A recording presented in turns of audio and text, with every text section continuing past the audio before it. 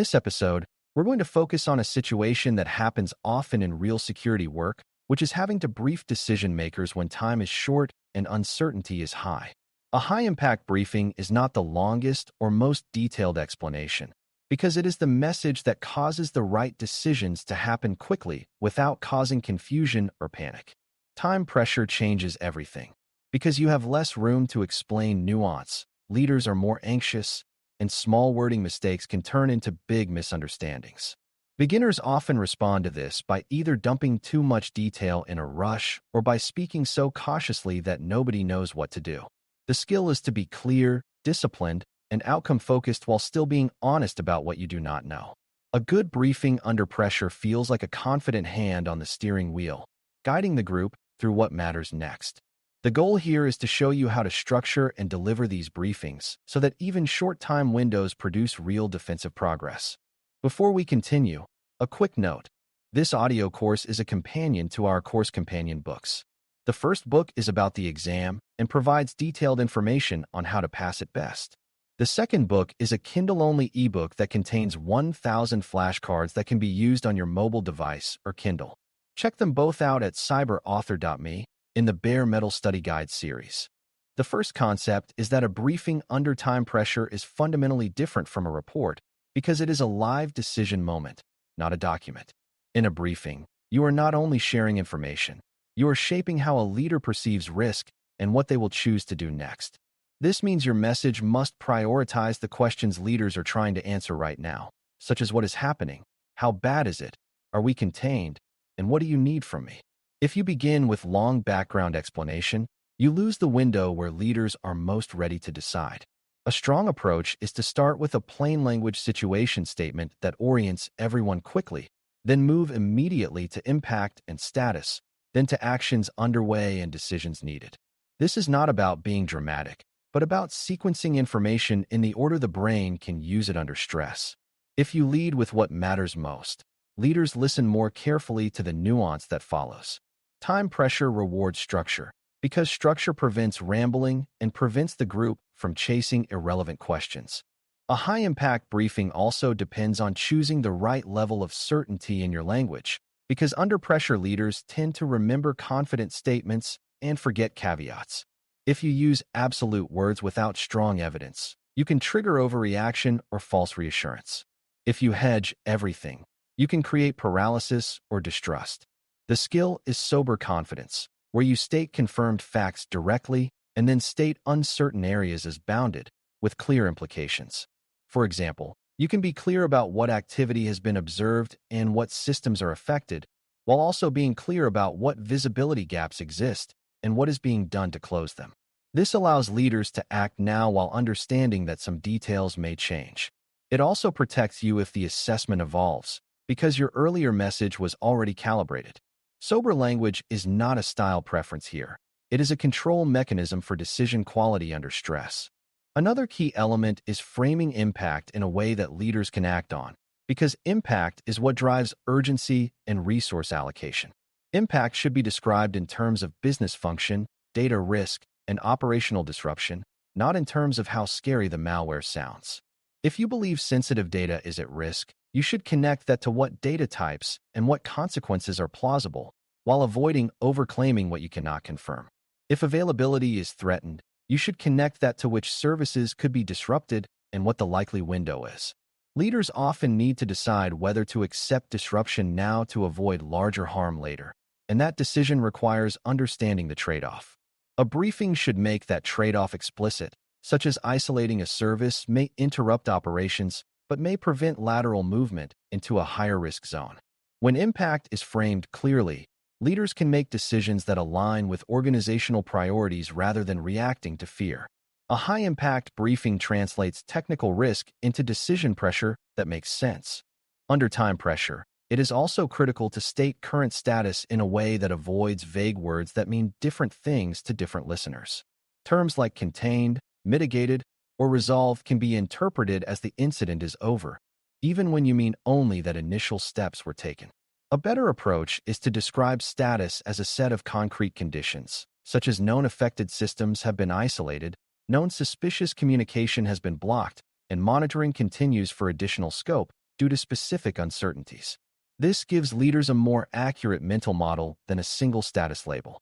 It also helps them understand why the incident is still consuming attention even if some actions have already been completed. When status is expressed as conditions, you reduce the risk that leaders communicate an overly optimistic message to others. You also reduce the risk of misaligned expectations, such as someone believing systems can be restored immediately when validation is still required. Clarity about status is one of the most valuable things you can provide under pressure. A high-impact briefing should make the ask explicit because leaders often want to help but do not know what you need from them. The ask might be approval to take a disruptive containment action, permission to pull in additional resources, authorization to contact a partner, or decision on which business function to prioritize if trade-offs are necessary. If you do not state the ask clearly, leaders may default to asking more questions, which can consume time and delay action. The ask should be tied directly to the risk and to the reason the decision matters now, such as we need approval to isolate this segment because the observed behavior suggests active lateral movement and delay increases exposure. It should also include the consequence of not acting, expressed in plain terms, because leaders need to understand why the decision is time-sensitive.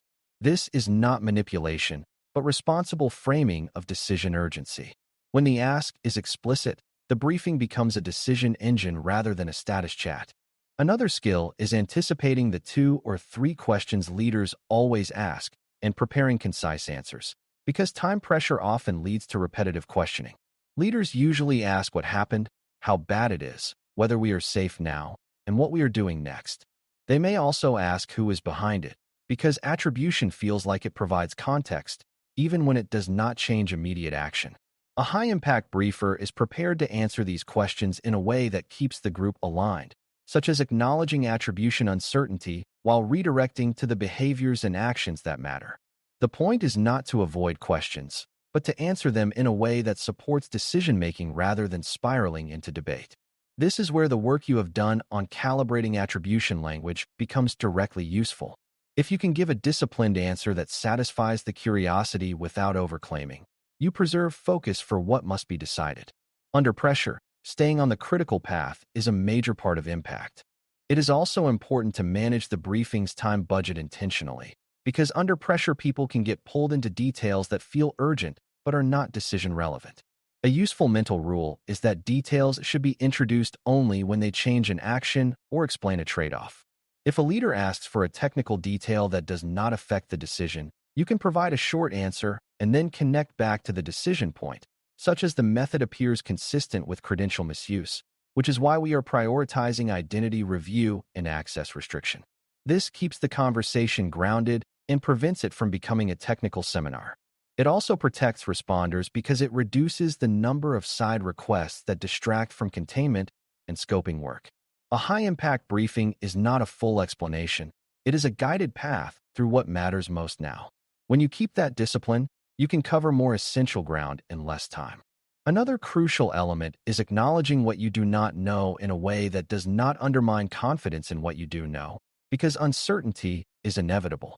You can do this by naming the unknowns clearly and attaching a plan to resolve them, such as we are validating whether lateral movement occurred by reviewing authentication patterns and endpoint telemetry for related systems, and we will update within a defined window. This approach turns unknowns into managed tasks rather than into open-ended doubts. Leaders often accept uncertainty more easily when they see that it is being actively reduced and that decisions are being made with appropriate caution. This also prevents the perception that the security team is lost, which can happen when analysts hedge without explaining what they are doing about it. Under time pressure, a plan is as important as an assessment because it signals control. If you can present uncertainty with a plan, your briefing remains steady even when the facts are still emerging. Coordination is another reason briefings matter, because a briefing is often the point where multiple stakeholders align, such as operations, legal, communications, and security. Under time pressure, misalignment is expensive because it causes duplicated effort, contradictory messages, and delayed action. A high-impact briefing keeps the message consistent across these groups by using shared language about current status, current risks, and current priorities. It also clarifies who owns what, such as which team is handling containment, which is handling scoping, and which will manage external communications if needed. Even without listing tasks, you can state roles and responsibilities in a way that reduces confusion. This is where trusted, auditable sharing processes support briefings, because when the briefing content matches what has been shared through official channels, the organization is less likely to have side conversations based on outdated information. Briefings are most effective when they reinforce a single, consistent narrative that everyone can act on. Finally, a high-impact briefing ends with a clear next update expectation, because leaders under pressure need to know when they will hear more and what will trigger an escalation. If you end without that, leaders may repeatedly interrupt the response team for updates, which slows down technical work. A clear update expectation might include when the next briefing will occur, what key uncertainties will be resolved by then, and what would cause an immediate update sooner. This creates a predictable rhythm, which reduces anxiety and reduces unplanned communication overhead. It also supports auditability because the organization can later trace decision points and update points in the incident timeline. The goal is not to promise certainty, but to promise a disciplined cadence of communication. When leaders know what to expect, they can make decisions and let the team work. As we wrap up, delivering high-impact briefings under time pressure is about converting limited time into clear decisions and aligned action. You start with a plain language situation statement, frame impact in business terms, and describe current status as concrete conditions rather than vague labels. You use sober language to calibrate confidence and uncertainty, and you attach plans to unknowns so uncertainty does not become paralysis. You make the ask explicit, tie it to urgency and trade-offs, and anticipate common questions so the conversation stays on the critical path. You manage the time budget by focusing on details that change decisions, coordinate stakeholders with consistent messaging, and end with a clear expectation for the next update and escalation triggers. When you practice this discipline, your briefings become a stabilizing force during incidents, helping leaders act quickly without being misled and helping defenders do their work without constant distraction. That is what high impact looks like under pressure, and it is a skill that improves with repetition and thoughtful preparation. Thanks for listening. For more audio courses, daily newsletters, and more, please visit baremetalcyber.com.